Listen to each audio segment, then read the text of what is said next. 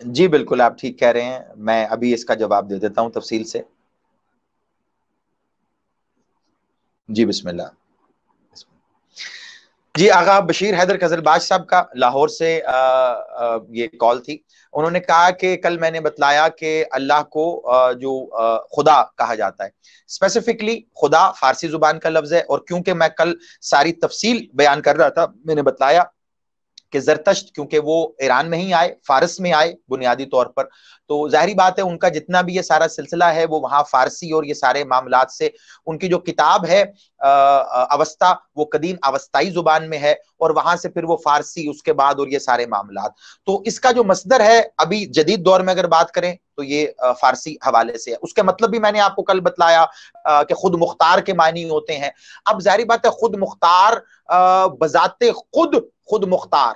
اس کی بھی کیٹیگریز ہوں گی نا۔ معصوم سے پوچھا گیا کہ اللہ قدیر ہے تو کیسے، تو معصوم نے اس کا ارشاد فرمایا کہ اس کو کسی نے قدیر نہیں کیا،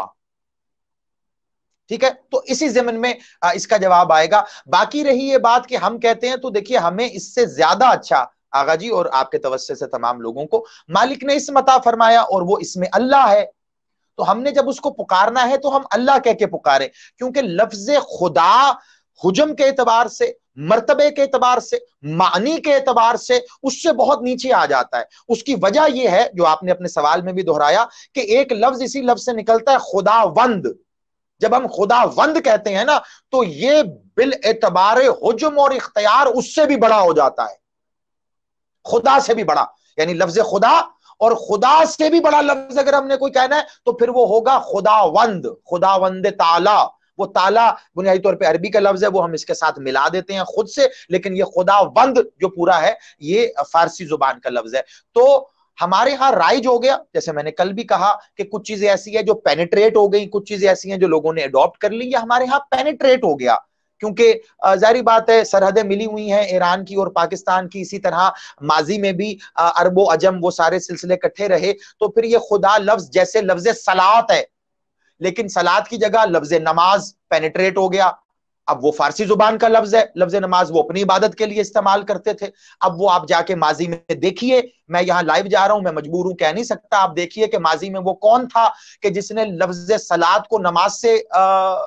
مطلب بدل دیا۔ یہ تو پارسیوں کی عبادت ہے جسے وہ نماز کہا کرتے تھے، تو وہ کون تھا جس نے پارسیوں کو یا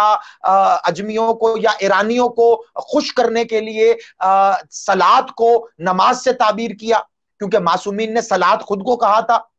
ہم حقیقت صلات ہیں، ہم معنی صلات ہیں، ہم صاحب الصلات ہیں، کیونکہ وہ جانتے تھے، تو انہوں نے لفظ صلات کو نماز سے بدل دیا، یعنی لوگوں کی زبان سے نماز لفظی، صلات لفظی نکال دو، نماز دے دو، تاکہ لوگ یہ سوال ہی نہ کریں کہ اچھا صلات، اب وہ نماز اتنی ہو گئی ہے کہ کیا دنیا کا کوئی کونا جہاں پہ صلات بولی جاتی ہو، ہر جگہ نماز بولی جاتی ہے۔ تو یہ سازشوں کے تحت ہوا جو کچھ بھی ہوا، یہی کہانی اللہ اور خدا کے پیچھے ہے۔ اللہ لفظ اس سے بہت آگے ہے، اسم